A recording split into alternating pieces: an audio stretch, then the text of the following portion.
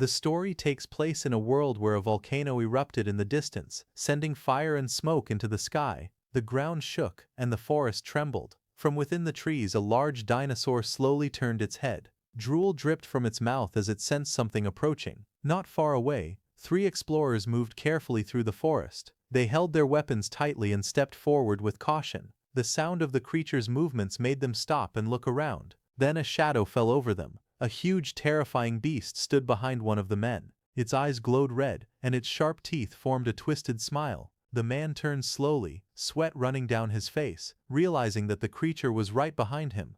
The creature let out a loud roar and charged forward. The 2 hunters stood their ground, gripping their weapons tightly. They moved in quickly, trying to block and strike, but the monster's strength was overwhelming. The beast raised its body high and opened its huge jaws, revealing rows of sharp teeth. Its roar shook the air, and one of the hunters staggered back in fear. The creature rushed at them with wild force.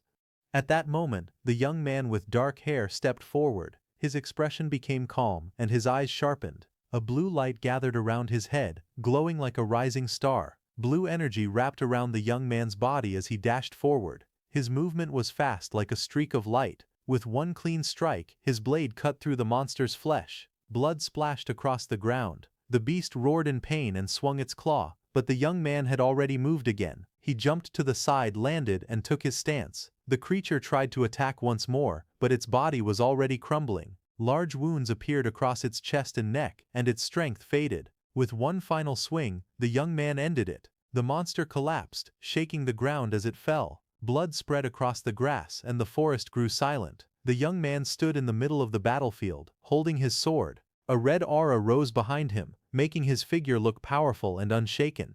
This was the promotional video that appeared on the screen, encouraging people to become a dispatch and take a step toward their bright future. Our protagonist stood below, watching quietly. His eyes were wide, filled with surprise and curiosity. He had never imagined something like this. He took a small breath. Something in his heart stirred. Just as he was thinking about that new path, someone suddenly spoke behind him. A hand grabbed his shoulder. He flinched in surprise. The old man from the workplace stood there, looking annoyed. He asked our protagonist why he was standing around instead of working. Our protagonist was startled, realizing he had been caught daydreaming. The old man sighed and shook his head. He complained that young people these days always got lost in strange dreams and fantasies. Our protagonist bowed deeply, apologizing over and over again. The old man clicked his tongue and pointed toward the overgrown vines nearby. He told our protagonist to hurry and clean them up. The young man quickly ran to do it. Holding his small tool tightly, his face was embarrassed, but inside, the image of the heroic warrior still burned in his mind. Even while working, he couldn't stop thinking, wondering if that future could really become reality. However, this was not the time to think about this. He realized he was already getting scolded on his very first day of work. His hands tightened around the tool as worry filled his face. The old man continued talking in the background, saying how things were different back in his day, and how they never needed anyone to tell them what to do. They simply worked hard on their own. Our protagonist's expression grew tense. He had already been fired from jobs before. He couldn't let that happen again. He couldn't lose this job too. Determined not to lose his job, our protagonist began cutting the vines with all his strength. His arms moved fast, and the sound of chopping filled the air. He swung again and again, clearing the plants much quicker than expected. The old man watched from behind. At first he was ready to scold him again, but then he froze. The vines were disappearing at an unbelievable speed. Leaves flew everywhere, scattering across the road as the young man worked like his life depended on it. The old man blinked in surprise and let out a small sigh. Now impressed, he nodded with satisfaction. He praised the young man, saying it was rare to see someone work so hard nowadays. The young man lifted the heavy bags of vines onto his shoulder and began carrying them away. His clothes were dirty, his hands were tired, and sweat rolled down his neck, but he kept moving. As he walked, his eyes slowly lowered. Dispatch. The word echoed quietly in his mind. He wondered if that kind of future was something he could ever reach. The heroic dream he saw felt distant, like a world meant for someone else entirely. The world began to fall apart. Cities that were once full of life now stood silent and cracked. Roads were broken, buildings leaned in ruin, and the sky hung heavy with stillness. The planet had lost its strength. It was said that Earth was already doomed. Like a game whose service had ended, the world's life force had drained away. Vegetation spread unchecked through cities, and many people lived in despair, struggling simply to survive. During this time, an unknown higher being presented a single solution: a path to another world. This plan was called dispatch. It allowed chosen individuals to be sent to other worlds, places where power could be obtained, where resources could be found, and where humanity might recover what it had lost. Dispatch became humanity's last chance. Heroes who traveled to other worlds became known as dispatchers. They fought, survived, and gathered a mysterious energy called life force. The life force they returned with was the only thing keeping Earth alive. Watching them on screens across the city, our protagonist stood in silence, holding a heavy sack over his shoulder. He wondered if one day he could also become a dispatcher. As the day ended, the young man walked through a narrow street, his steps slow and tired. The evening light stretched long shadows across the cracked pavement. His head hung slightly, showing quiet exhaustion. He wondered if they would call him to work tomorrow, or if he had to find another job. Thinking about this, he went to the dispatch reunion center. He soon reached a building. He paused in front of the entrance and noticed many people were there today as well. Inside, the building was crowded. People stood shoulder to shoulder, all waiting for their turn. The young man tried to move through the tight space, carefully slipping between others while offering small apologies. Everyone seemed tense, desperate, and tired of waiting. After a slow struggle through the crowd, his turn finally came. He stood in front of the counter. The staff member, an older man with glasses, typed quietly on a keyboard while checking the records. The staff member looked up and asked our protagonist if he was Mr. Oh Chansu. Chansu nodded and asked the staff member if there had been any updates on the ongoing investigation. The staff member looked through the account and showed that the amount he had paid to search for his family was insufficient. The staff member looked at him with a tired expression and spoke in a calm voice. He told Chansu, "This place doesn't run on hope alone. The investigation requires funds." He explained that the payment was not enough to continue. The search could not move forward. The staff member gestured lightly and advised him to prepare the remaining cost, then come back. After that, he called the next person. Chansu stood there, frozen for a moment. His eyes trembled. He asked the staff member if he could at least get some news about his family members, like a small clue or just the location of the world they were dispatched to. But before he could even ask more, suddenly a bold fat man pushed him away, telling him that he was not the only one with problems. There were many waiting in line. As night fell, the building lights flickered on. Chansu walked away slowly, exhausted both in body and heart. The night air felt cold. Nearby, more people argued over who had arrived first, each one trying to secure a chance, just one chance to save someone they cared about. Chansu came back home and stepped inside quietly. He looked tired as he lifted one foot to remove his shoe, holding a small shopping bag in his hand. With a soft voice, he said that he had returned. When Chansu was young, he often played outside. He remembered how he used to kick a soccer ball under the warm sunlight. Back then, his father stood with him. His father was someone strong and important, a top-tier returner. But as time passed, things on Earth became more dangerous. Because of that, Chansu's father was called away once again to fight. Chansu remembered playing together in the open field. He held the soccer ball with a bright smile, waiting for his father to return so they could continue. However, in the end, his father never came back. The young Chansu stood alone under the empty sky, holding the ball tightly. After his father didn't return, his mother gently held his hands. She told him that she would go and find his father and bring him back. She said he only needed to sleep alone for a few days and wait patiently. Chansu listened, trying to understand, his eyes filled with worry and confusion. However, she also didn't return. That was the moment Chansu's life changed. From then on, he grew up alone. Now sitting quietly in the dim room, he lowered his head and held his hands together. The memories of his parents felt distant, like they were slipping further away with time. He realized that even the faces of his father and mother were starting to fade from his mind. He tried to remember, but the images were blurry, almost gone.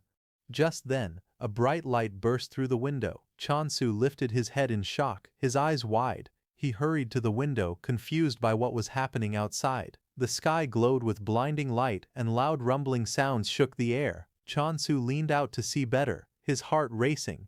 Then an enormous explosion of golden light spread across the city, lighting everything up at once. The blast of light hit the building with force. Chansu was thrown backward, his body sliding across the floor. He screamed in shock as he lost his balance. His back slammed against the wall, the sound echoing loudly. Everything shook around him. The world turned into noise and brightness. Then, everything went dark. He got unconscious. After a while, Chansu slowly opened his eyes. He lay on the floor, feeling weak and confused. A soft groan escaped his lips as he tried to sit up. His head throbbed as if it was splitting in two. He held his head and tried to steady his breathing. Then, his phone vibrated across the floor. On the screen, a news alert appeared. Strong winds and flashes were caused by the aftershock of an S-rank returner, and the S-rank returner A has announced retirement. Chansu stared in shock. He looked at the news on his phone, trying to understand what was happening. The broadcast explained the situation. During the latest mission, the top-ranked returner and his team had faced something overwhelming. In the end, the returner had been unable to protect the being they were assigned to defend, and every dispatcher who went with him had been lost. He was the only one who was forced to return alive. Because of this, he had lost both the ability and the qualification to continue going on dispatch missions.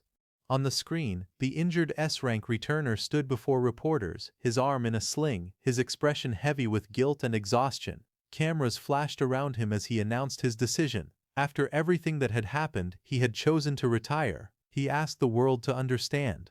Chansu watched in silence, absorbing the weight of the moment.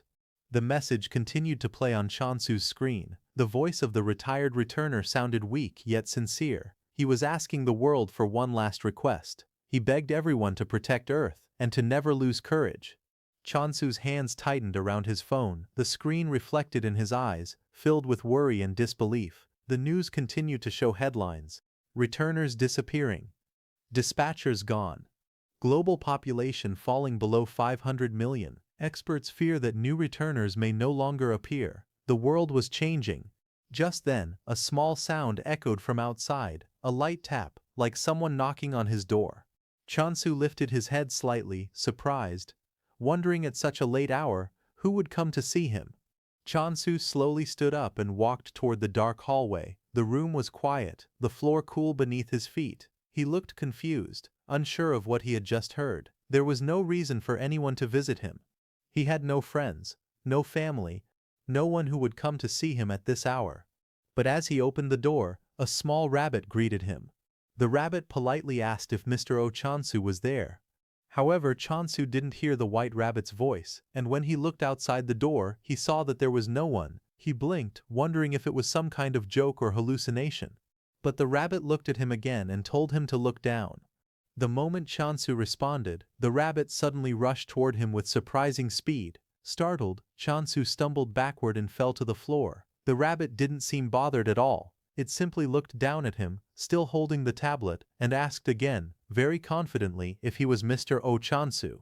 Chansu's eyes went wide, his breath caught in his throat. His mind stopped for a second. He could not believe he was seeing a talking rabbit. He stared in shock, unable to process what he was seeing.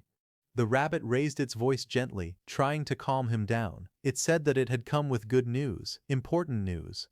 Chansu froze, still overwhelmed, but the rabbit continued without hesitation. With a bright smile, the rabbit lifted the tablet and proudly announced that Chansu had been selected. He had officially been selected to become a dispatcher. Chansu looked shocked. His eyes were wide, and sweat ran down the side of his face. He stepped back slightly and asked in disbelief what the little rabbit had just said. He couldn't understand it at all. In his mind, he wondered how any of it made sense. The little rabbit spoke calmly, as if he understood the situation. He said that it was natural for him to feel confused, but no matter how confusing things seemed, Chansu had been chosen. The rabbit held out a card from something called the World Dispatch Support Center as proof. Then it calmly asked if Chansu wanted to move to another place, in case he was still unsure or suspicious. As they walked down a long glowing hallway, the rabbit asked Chansu if he had any special talents. Chansu repeated the words quietly, unsure. The rabbit explained that most people usually have at least one talent. Chansu walked beside the rabbit, feeling uncertain. He then mentioned that he himself was not eligible to be sent out for dispatch. The only thing he was really good at was trimming trees and flowers. He didn't believe he had any special skill beyond that. To him, it didn't seem like something that could be called a real talent. The rabbit suddenly looked shocked, its eyes wide and full of disbelief. With surprise and frustration, seeing him like that, Chansu wondered if the rabbit didn't know about that. The rabbit took a breath and tried to relax again. It told Chansu that everything was fine and there was no need to worry. With a small smile it said that there must be a reason for all of this. The rabbit reassured Chansu, telling him that being chosen had not changed. There was no need for him to worry. Hearing those words, Chansu relaxed a little and scratched the back of his head. He softly thanked the rabbit for saying that. However, he still couldn't believe that he was really going to the dispatch center. For a long time he thought he didn't have any chance at all, but now he felt that his moment had finally arrived. The rabbit suggested that they should go inside to continue talking. Chansu looked ahead, his eyes wide with anticipation. Chansu and the rabbit stood in front of a massive door. The door was so tall and wide that it made both of them look small in comparison. Chansu stared up at it in amazement, unable to believe how large it was. Chansu reached out and tried to open the huge door. He believed that the dispatch center was waiting for him on the other side. However, no matter how hard he pushed, the door didn't move at all. He struggled with all his strength but it stayed completely still. Chansu stared at it in confusion, wondering why it wouldn't open. While Chansu struggled with the huge door, the rabbit watched him from behind. The rabbit asked him what he was doing, since that door was never meant to open. Then, the rabbit pointed calmly to the side and told him that the entrance was actually somewhere else. Chansu looked at the spot the rabbit pointed to, confused. He asked if that was really the entrance. The rabbit calmly replied that it was indeed the correct entrance, and asked if there was anything wrong with it. Chansu stared at the entrance, which was extremely small. He panicked and shouted, asking how he was supposed to fit through something that tiny. The rabbit, however, slipped through easily and said that it fit just fine. Chansu pointed out in frustration that the rabbit could do that only because it was a rabbit. Chansu sighed in disappointment. He couldn't believe he had expected anything different. Feeling frustrated, he turned around and said that he was going home. However, before he left, the little rabbit asked him if he was really sure about leaving now. It reminded Chansu of his past. Chansu had taken many tests before, but he failed all of them. Because of that, he was judged as someone who could not be dispatched. Hearing those words, Chansu's expression dimmed. The rabbit then asked him if he really believed a chance like this would ever come again. The rabbit spoke gently, trying not to sound harsh. It told Chansu not to misunderstand what was being said. The rabbit explained that it was only repeating Chansu's own words back to him, words he had said in the past. The rabbit continued speaking calmly. It said that it was a shame Chansu had decided to go home. Chansu stood quietly, unable to respond. The rabbit reminded him that being chosen had not been easy. It had taken great effort and difficulty. Hearing those words, Chansu agreed and followed the little rabbit. But inside his mind he questioned himself, wondering what he was even doing there anymore. He didn't know what to think or what to decide. Just then, they reached the dispatch center. The rabbit, standing outside the entrance, called out to Chansu, telling him to hurry. Chansu tried to keep up, saying he was going as fast as he could. But when he lifted his head, Chansu stepped inside and looked around. He was surprised to see that the room looked very ordinary, almost like a regular office. It was much more normal than he expected. Just as Chansu was looking around, the rabbit looked at him and mentioned something surprising. It said that there was a world that was especially suited for him, a world perfect for someone like him. Chansu's eyes widened. He asked if different worlds existed for different kinds of people. The rabbit happily explained that the world was called block-type territory capture. It even held up a sign showing that a big summoning event in that world was currently happening. When Chansu heard the name of the world, he reacted with surprise, repeating it loudly. The rabbit looked at him curiously and asked if he already knew about it. Chansu quickly shook his head. He said it was his first time hearing the name and nervously asked if the place was strange. The rabbit narrowed its eyes. It wondered why Chansu acted like he recognized it in the first place. The rabbit laughed when it realized Chansu really didn't know. It explained that the world it mentioned was very popular right now. It said that this world had a special benefit. It was protected by a god.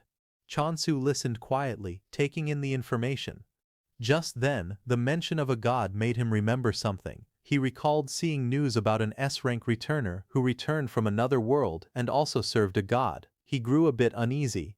But the rabbit quickly cleared things up. It told him that this world had nothing to do with those recent problems, so he didn't need to worry. Chansu thought for a moment and then asked about the god the rabbit mentioned. He wanted to know exactly which god was involved in that world. The rabbit explained that normally the god a person receives is chosen randomly. But if Chansu made his decision right now, things could be different. The rabbit suddenly raised its arm, and countless shining cards scattered into the air around them. With a confident tone, the rabbit spoke. It said that, just this once, Chansu would be allowed to choose the god himself instead of getting one assigned at random. The rabbit spread the cards in its hand and looked at Chansu with a confident smile. It asked him what he wanted to do and if he was ready to choose. Chansu stared at the cards in confusion. He didn't know anything about the gods or which one might be better. He didn't even know where to start. Inside, he felt lost. He wondered how he was supposed to make a choice when he didn't understand any of it. The rabbit looked at Chansu seriously and reminded him that this situation was rare. It said that being able to choose like this was a special chance that almost never happened. Chansu stood there quietly, unsure and tense. The rabbit asked again if he understood how important this moment was. Chansu thought about what the rabbit said. He realized it was true. Opportunities like this didn't come often. He remembered his past, the times he had dreams and tried hard to reach them. He had already lost so many chances before. As those memories passed through his mind, he asked himself why he was hesitating now. He wondered why he was acting unsure when this might be his only chance to change his life. Chansu finally reached out and grabbed one of the cards. His voice shook as he said that he would choose this one. But the moment he took it, a strange energy burst out. Dark smoke swirled around him, and skeleton-like figures appeared, reaching toward him from the shadows. A glowing card appeared in front of him, showing the name of the god he had chosen, God of Negation. Chansu stared at it, stunned and confused, wondering what he had just gotten himself into. Chansu nervously asked if he could choose again. He looked embarrassed, scratching his cheek while avoiding eye contact. The rabbit responded cheerfully, saying it was no problem at all. Hearing that, Chansu let out a sigh of relief and thanked it. However, no matter how many times he chose, he always got the same card. Chansu tried again, this time with full determination. He shouted that he would definitely get a better one now. But when he flipped the card over, he froze. The same dark symbol appeared again. Chansu let out a scream of frustration. He couldn't believe he picked the same one again. Chansu became frustrated and yelled, thinking something was wrong. He couldn't understand how he kept drawing the same god every single time. He pointed at the rabbit angrily, calling it a scam. The rabbit calmly explained that there was nothing wrong with the cards. Chansu froze for a moment. He quickly said he didn't mean the cards were the problem, but inside he felt uneasy. He wondered why the rabbit suddenly looked so serious. The light-hearted atmosphere from before had completely disappeared. Just then, the rabbit held out the cards again, but this time its expression was different. There was no playfulness anymore. It told Chansu that this would be his last chance, and asked him to choose carefully. Chansu covered his face with one hand, his expression desperate. He reached out with the other hand toward the cards, trembling. In his mind, he begged with all his strength. He didn't care what god he chose anymore, as long as it wasn't the god of negation again. His heart pounded hard. As he finally picked the card, time seemed to slow around him. All he could do was hope. Just then, a soft green light burst out as the card was drawn, petals swirling around him like a gentle wind. The glow wrapped around Chansu's hand, brighter and warmer than before. Chansu opened his eyes wide in shock as he stepped back, his voice trembling with confusion. His face lit up with hope and pure relief. He held the card tightly with both hands. He finally felt like he had gotten something different. Something good. Chansu slowly looked at the card he had drawn. On it was the title, Goddess of Abundance. With a success rate so tiny, it was almost zero. He stared at it, surprised. He really did get something rare. But when he read the description, the effect seemed small and not impressive. Even so, he couldn't deny it. The chance of getting this card was unbelievably low. It was super rare, no matter how weak the ability looked. When Chansu realized the card belonged to the Goddess of Abundance, his imagination ran wild. He pictured a beautiful, gentle goddess surrounded by flowers, smiling softly as if blessing him with good fortune. The image in his mind made his face turn red, and he even began drooling without noticing. Beside him, the rabbit stared blankly. The rabbit sighed and asked, in a tired tone, what exactly he was imagining this time. The rabbit stared at him in silence for a moment, clearly unsure of how to react to his expression. Then, with a small smile, it spoke gently and asked if he would like another chance. Chansu blinked in confusion. Just a moment ago the rabbit had said that was his last try. He hesitated, nervous. Then he quietly asked what would happen if he chose to keep the card he had now. The rabbit explained that if he decided to keep the card, then he would have to leave immediately. Hearing that, Chansu's eyes widened in surprise. He looked confused and asked if he really had to go right now. The rabbit spoke calmly, asking if there was any reason for him to hesitate. It explained that this was his chance to rise above being just a dispatcher and to become a returner. It said that if Chansu chose this path, everyone would admire him, people would cheer for him, look up to him, and speak his name with respect. They might even call him a savior. It told him to think carefully.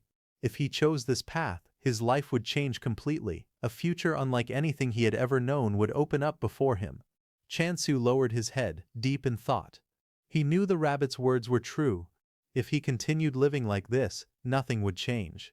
He would just keep struggling, stuck in the same place forever.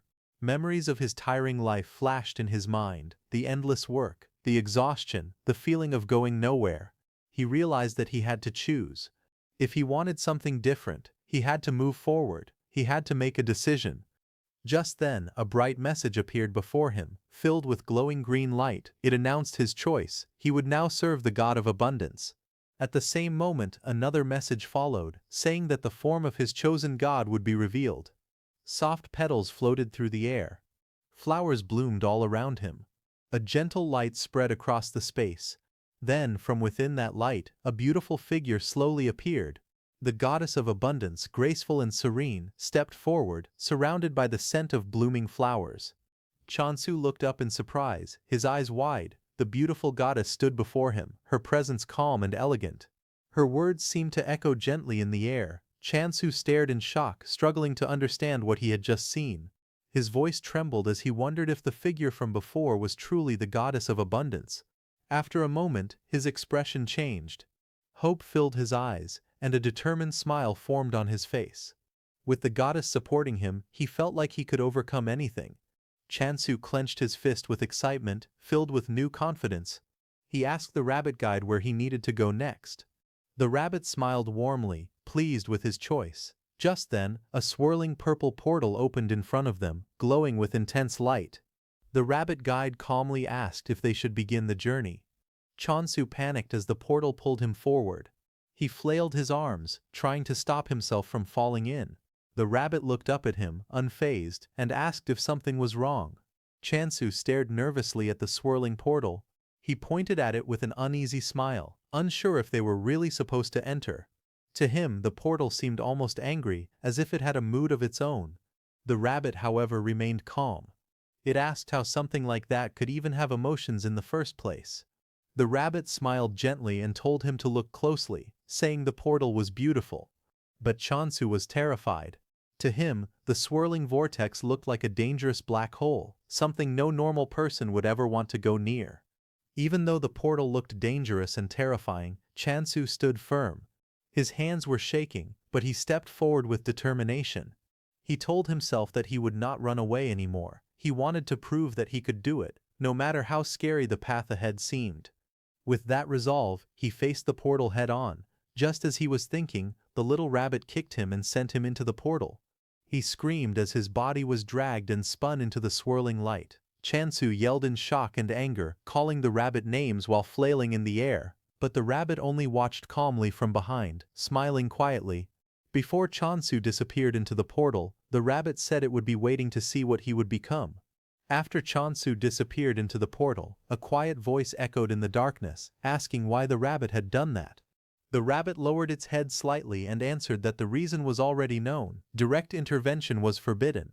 However, the voice insisted that they could not afford to lose Chansu, as if he was important. It questioned the rabbit, asking if it still had faith in its god. The rabbit stayed silent for a moment. Then, with a calm, steady tone, it replied, "Of course not." As Chansu landed in a new place, a glowing screen appeared in front of him. He stared at it with confusion, trying to understand what it meant. The screen displayed a percentage, slowly rising. Just then, another message appeared, explaining that the percentage showed how much influence a god had. Chansu's eyes widened. He had assumed it was just a chance or probability, but now he realized the truth. That number showed how strong a god was, based on how many followers and how much influence they had. His expression turned shocked and anxious. Then, his portal opened in the middle of a quiet, ruined field. From it, Chansu came crashing down, landing roughly on the ground. Dust rose around him as he sat up, holding his head in confusion and frustration. Moments earlier, he had learned that the percentage he saw was not a probability like he first believed. It was the measure of how much influence a god held. Realizing this truth, he let out a bitter sigh. He looked around. Broken stone pillars, crumbling structures and dried trees surrounded him. The place felt old, abandoned, and silent. Chansu sat there, overwhelmed by everything that had happened. A shaky laugh slipped out of him, followed by another, louder and more unsteady. His expression twisted as he tried to hold himself together, but the realization hit him all at once. He was completely doomed. Tears welled up in his eyes as panic finally broke through. He understood now just how hopeless his situation was. He had chosen a god with almost no influence at all. Chansu stared at the screen in disbelief, realizing just how unlucky he truly was.